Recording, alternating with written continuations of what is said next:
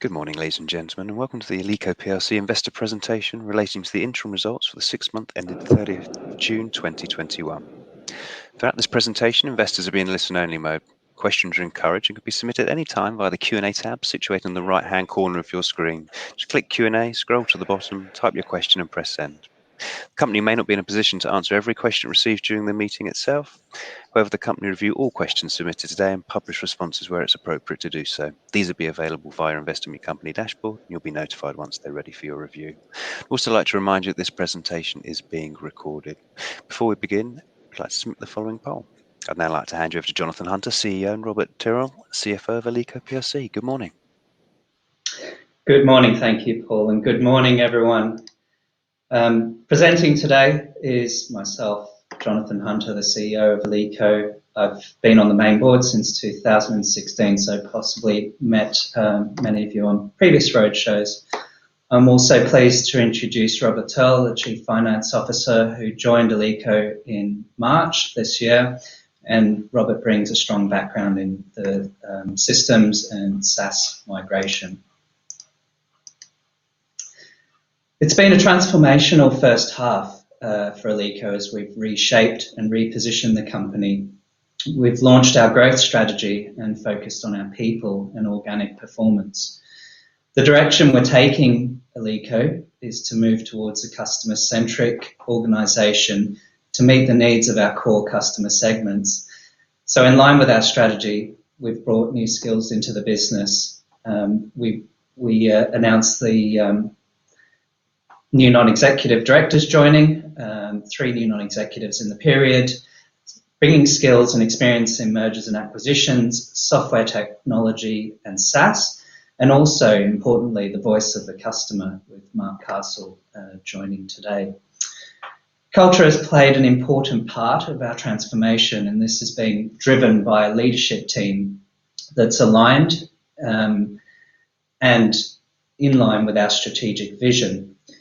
Building a diverse organisation has also been a focus, and we now have 32% of the workforce made up of talented women across all levels of the organisation. And while this is above industry averages, we continue to remain focused on attracting a diverse talent into the organisation.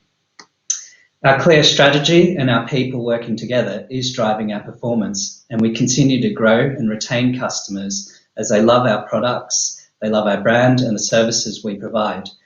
Also, our recurring revenue model is continuing to support our excellent cash generation.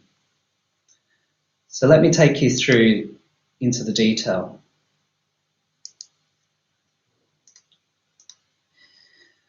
We've had fantastic organic growth performance in the first half. As you can see, all the arrows are pointing in the right direction, and I'll ask Robert to take you through the detail of the financials in a moment. But what is evident is that our new strategy has focused and energised the organisation, resulting in growth across all regions by adding more new customers and also leveraging our strong existing customer relationships to support them with their digital transformation. The industry is facing challenges in material and labour shortages, and which emphasises the need for real-time data, collaboration and world-class planning. And what we've been providing in the period is our Power Project Vision solution, which is our cloud collaboration solution that provides visibility over complex projects and a number of projects within a portfolio. And that's allowing our customers to make better decisions across their organisation. And with the demand for collaboration among our enterprise customer base, we recently launched our Collaboration Cloud solution in the UK, which is aimed at small to medium-sized businesses. We also commenced our own digital transformation of our back office systems, which will improve our visibility and operational performance and KPIs within ELECO. We've delivered significant progress in reshaping and streamlining our portfolio to better align with the customer segments that we identified during our strategic review. The building lifecycle portfolio addresses common customer segments and needs, And our visualization and CAD products, which are niche in nature, have the opportunities to expand internationally with their own individual focus. So to provide you with an update on this transformation, within the building lifecycle operations, we've made good progress on merging our 3 UK businesses under a single management team, and the entity merger will be completed at the beginning of next year. We've brought our German and Dutch building lifecycle operations under a single managing director, and we're already seeing the benefits of that as leads are being shared and techniques in sales and marketing have been enhanced. Anders Carlson, who served on the main board for a number of years, has stepped back to focus on growth in the Nordics regions. And then within our visualization and CAD portfolio, I've appointed a managing director for our eSign and Active Online visualization businesses, which we're currently merging and relaunching under the new brand name Views later this year. We've defined and formalised the business unit leaders for our staircase manufacturing, CAD and engineering products to provide them with the greatest potential and focus for growth. So with that, I'll hand you over to Robert to take you through some more detail on the financials. Thank you, Jonathan, and good morning, everyone. The last 6 months has been a really exciting time to join as CFO of a company which has a strong financial foundation of predictable revenue, and at a time when ELECO is progressing on its organic growth journey. Excellent growth has been achieved in the first half year, as we've seen revenue increase from 12.2 million to 13.8 million, a growth of 13% year on year and 9% on 2019. One of the investable qualities of our business model is recurring revenue, and our recurring revenue has grown 8% from 6.9 million to 7.5 million and 12% versus 2019. Which continues to demonstrate the stickiness of the client base. As a comparison, for the year ending 2020, the full year recurring revenue growth was 5%. Strong license sales, particularly for our building lifecycle business, have shown a growth of overall of 20% from 2.7 million to 3.3 million and an 8% growth on 2019. Service revenue returned to normal rates despite working remotely, growing from 2.5 million to 3 million with a growth of 19%.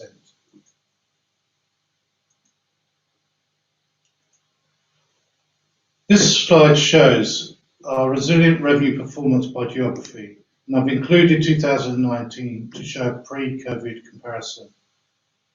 Revenue for the group increased by 13%, as mentioned before, or 12% at constant currencies. We have a natural hedge with operating overheads in all of the regions. Sales within the UK has grown by 591k versus prior year, which accounts for 37% of the total growth. Scandinavia, which was worst hit by the pandemic, has shown a bounce back to pre-COVID levels in 2021.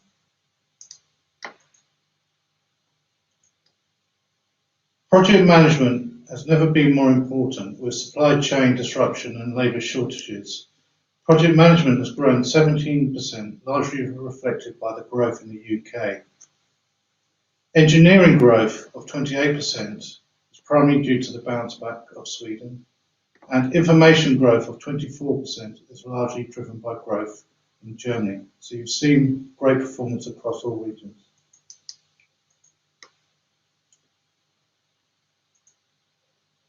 Our cash position has increased from 9.8 million to 12.2 million year on year, an increase of 2.4 million. We have reduced our borrowing from 5.3 million to 3.7 million, with capital repayment movements of circa 1.7 million, and with cash net of bank debt increasing by 4 million from 4.5 million to 8.5 million, after paying 329k of dividends in the first half of this year.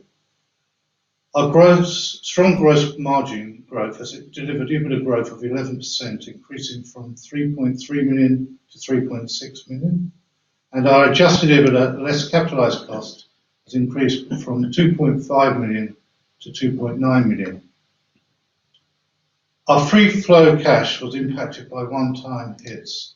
The 135k repayment of the furlough in the first half of this year, where we got a credit of 133k in the same period last year, and a cash dividend of 329k, where we had paid none last year.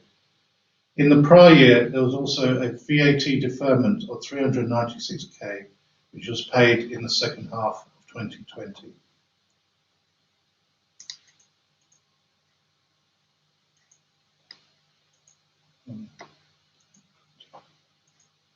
We continue to maintain our levels of development at 1.6 million to delight our customer base. The amount capitalised has grown 4% from 759k to 790k as we continue to focus on our strategy of developing products for our core customer needs. We capitalise our intellectual property based on criteria of IAS 38.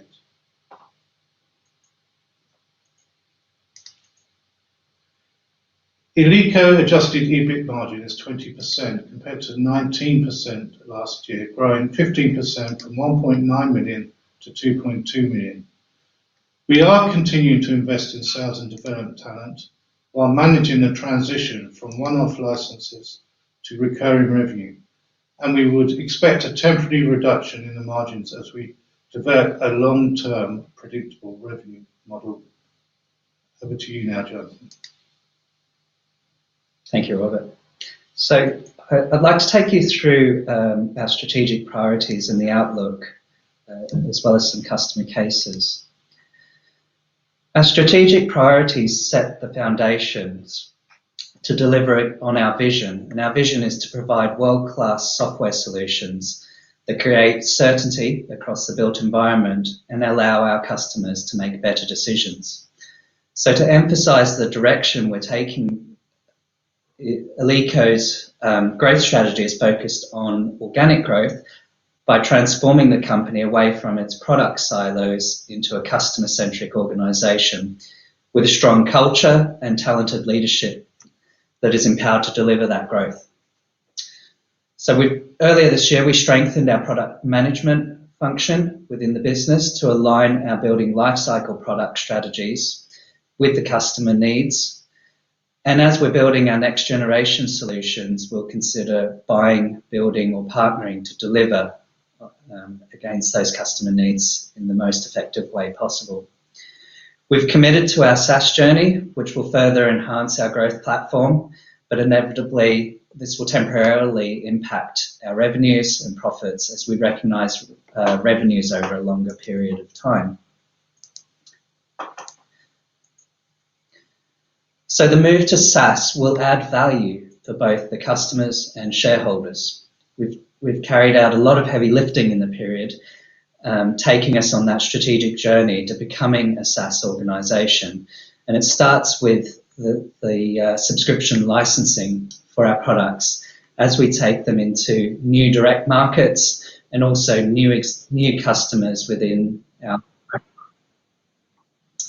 What SaaS provides is a low entry point for our customers, so the initial upfront fee is less because it's a subscription, and therefore encouraging our customers to move to our products at a lower price point will attract more customers. It provides for elastic pricing, allowing more flexibility in pricing and a clear upgrade path, which will enhance our predictable recurring revenue. And we can offer new and bundled cloud services. I mentioned the collaboration cloud, which we launched in the UK last week, and that adds value. It will also incentivise customers to adopt the subscription in cloud services. What that provides is a lower customer acquisition cost and higher customer lifetime value. The model provides for self-servicing ease of purchasing and license management by the customer. And we also see the benefit of lower maintenance when it comes to supporting older versions of our software. So the team are really excited about embarking on this journey, which will strengthen our business and also strengthen our customer relationships. Just like to take you through some customer examples of what we've been working on in the period. And in the period, we attracted many new customers, and one we worked closely with in particular is Wren Kitchens, the leading kitchen retailer and manufacturer in the UK. And through our APIs, we integrated our maintenance management software, Shire Systems, with Wren's supervisory control data system, which monitors their manufacturing performance. And as a result, what we've been able to offer is an automated process of maintenance and repairs. And this has provided Wren with immediate benefit, with pre-check processes being reduced from 1 hour to 10 minutes. What Wren have identified is also that this is improving their work practices and output as they aim to increase their production by 15 to 20%. So our customers are experiencing significant value by taking our best-of-breed solutions and integrating them with other systems. Another example of our customer-centric focus is our commitment to supporting the success of our existing customers through collaborative data exchanges.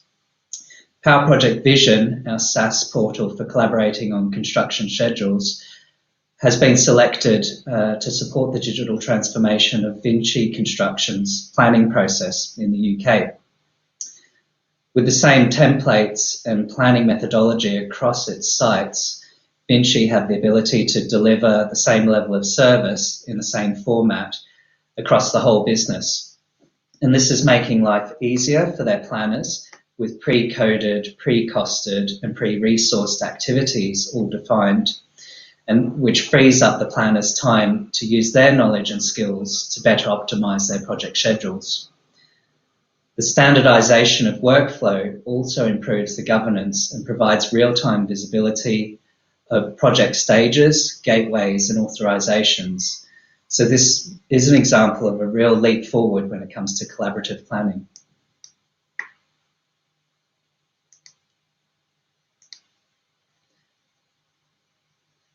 So to summarise, we've had a strong performance and a transformational first half. We've been making good progress on our strategy to become a customer-centric and nimble organisation, and the transformation continues to grow our platform. We have a proven product portfolio that's attracting new customers, and we're also providing fantastic services, which is allowing us to leverage our existing customer relationships to offer more value. We've done the heavy lifting on SaaS, which will allow us to go to market with subscription later this year. And the benefits of SaaS will be both for the business, but also in enhancing our customer relationships. I'm seeking a Chief Technology Officer to technically deliver our aligned product roadmap strategy. And we've brought on an experience to the board with M&A, SaaS, and the voice of the customer. And today I have joining the business and the leadership team as a Group Transformation Director, who will be involved in driving forwards on our integration and strategic initiatives. So therefore, the board are confident with the outlook for the remainder of the year. Fantastic. Jonathan, Robert, thank you very much indeed for the presentation. Ladies and gentlemen, do please continue to submit your question using the Q&A tab situated on the right-hand corner of the screen. But just while the team take a few moments to review those investor questions submitted already, I'd like to remind you that recording this presentation, along with a copy of the slides and the published Q&A, can be accessed via your investor dashboard on the Investor Meet Company platform. I'd also like to remind you that your feedback is important to the company. Immediately after the presentation has ended, you'll be redirected for the opportunity to provide your feedback in order that the company can better understand your views and expectations. Jonathan, Robert, we have received a couple of pre-submitted questions. If I may, I'll just read the first one out, which I think I can direct to you actually, Robert. It reads as follows. Is the SaaS model only for new customers, or will existing customers also be moved across to that subscription basis? Our focus at the moment is for new customers and new markets. So we're not looking at existing customers, although some existing customers have expressed an interest. So the initial answer to your question is only new customers. Fantastic, thank you very much indeed. The second question we've got here is, for comparison purposes, would you consider reporting revenues to highlight the shift from perpetual license to SaaS? Yeah, I mean, we talk to our auditors obviously to discuss the best practice, but we look at showing invoice value or contracted value as a measure, if you like, as a comparison to the revenue recognition. Fantastic. That actually concludes the pre-submitted questions. So if I may just ask you to click on that Q&A tab, and just where appropriate to do so, if you could read out the question and give your response, please. So there's a question that's been asked: how long do you think it will take to shift to 100% SaaS, and what are the drivers for new business wins? I think that builds on the question that was asked earlier. This is certainly a journey for ELECO, and we've done a lot of the heavy lifting to be able to get us to a position to offer this subscription. So we've updated the licensing model in our software. We've aligned the sales teams, reset the incentives, changed the culture to this SaaS subscription. Also, our back office systems have been worked on to be able to offer this model.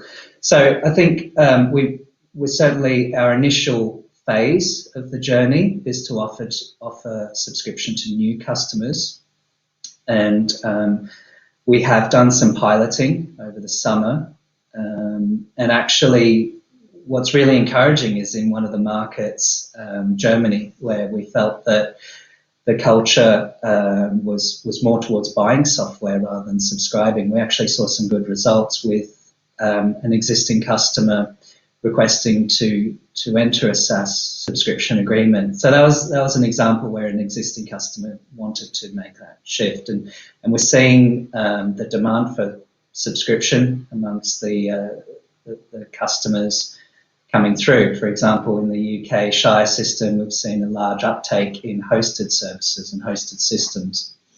So we're on the journey, initially starting with new customers, and I think as we progress into 2022, we'll have some data points to be able to provide shareholders with with more data on what that means and what that transition, what the impact of the transition will be, which is refers to the second question that was asked earlier. Next one was, what are your thoughts on strategy around M&A? That's a good question, because ELECO has been formed through acquisitions, and it's certainly part of our business model, as you see in our report and accounts. And it's, as I mentioned also, as we're looking at our next generation solutions, we'll look at potentially acquiring or building or partnering. What's really key for us when it comes to M&A is ensuring that we're aligned as a business. So we want to acquire technology that our core customer segments, and therefore we're enhancing the value we provide. There's also, as part of our strategy, we're very much focused on driving into geographical markets, or selected geographical markets that offer the greatest potential for growth. And therefore, if there is an opportunity to acquire a customer within one of those markets and within the segments that we're targeting, then that could be a possibility. But for the remainder of the year, we're certainly we're focused on enhancing our business, completing the merger of the UK businesses and the merger of the German businesses, which will allow us to rapidly integrate any further. businesses into our platform in the future.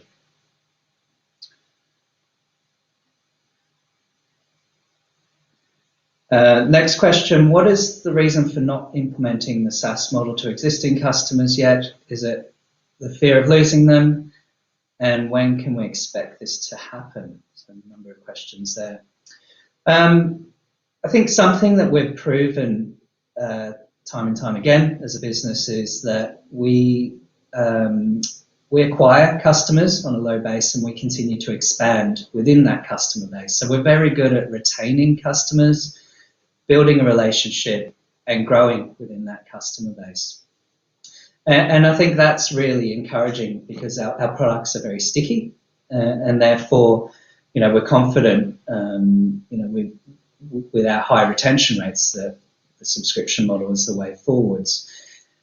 In terms of existing customers, we want to transition the existing customers when we've enhanced our subscription offering and bundled services to be able to incentivize customers to pay more for more value. And currently, many of the customers have bought their licenses and they're on a maintenance contract. So to move them across to a subscription, they would essentially be repurchasing the license. So what our intent is to continue to enhance our subscription services and cloud tools to incentivize customers to transition. Yeah, it's worth adding that 2 out of our 5 building lifecycle products are already a SaaS model, and the percentage of our revenue from non-maintenance recurring revenue has grown from 19% to 22% in the period. So we're already seeing that in our existing product portfolio, and we'll see it more obviously as we move into adding the further building lifecycle products into that SaaS model. Okay. Next question. There's 2 questions that are relating to the US. So what are the plans for expanding in the US? Can you provide some colour? We've been in the US for a number of years through a reseller channel. So we've sold through value-added resellers who provide services and sell software alongside their services. And they've been targeting the enterprise level customer base, so the government departments and large main contractors, and had some success there. We now have about 25 of the top 100 US main contractors using our software. So our approach to the US was certainly not to introduce any channel conflict, but to be able to enter the States and have control of that direct channel. So initially our focus has been on the small SME side of the industry and in the state of Texas. Why the state of Texas? Because we see population growth there. There's many people moving from other states to the state of Texas. There's also infrastructure and a lot of housing developments. And actually, when we compare the opportunity to the UK, it's greater. It's the size of the UK or greater in terms of output and construction projects. So there's a lot of opportunity there. We set the business up this year to be able to operate as a standalone unit, and we entered the Sunbelt Home Building Show in the middle of the year to introduce the product, to introduce Power Project initially. And the feedback has been positive, but what's evident is that, what we found was Microsoft Excel was used in planning some of the projects, and also Microsoft Project. So Power Project is a dedicated construction planning tool. So we're confident that we have the technology to address that market. As we've been reaching out and following up on leads, we've found that we're not known in that home building market in the US. So, there's a lot of introductions and educating of businesses that's required, and therefore, that will take a little bit of time, but we're certainly confident about having the products to offer. I think actually, guys, I think you've actually covered off all those questions you can from investors. And of course, if any further questions do come through, you will have the ability to review those and put responses where appropriate to do so. Jonathan, just on that basis, if I may just hand back to you just for a few final words before we redirect investors to give you some feedback, please. Yeah. Well, I'd like to thank everyone for attending and thank you for your questions.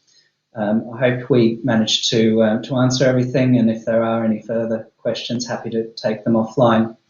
And look forward to seeing you all at the next roadshow. That's fantastic. Jonathan, Robert, thank you again for updating investors today. May I please ask investors not to close the session, as you'll be automatically redirected for the opportunity to provide your feedback in order that management can better understand your views and expectations. This will only take a few moments to complete and is greatly appreciated by the company. So on behalf of the management team of ELECO PLC, I would like to thank you very much for attending today's presentation. That concludes today's session. Thank you and good morning.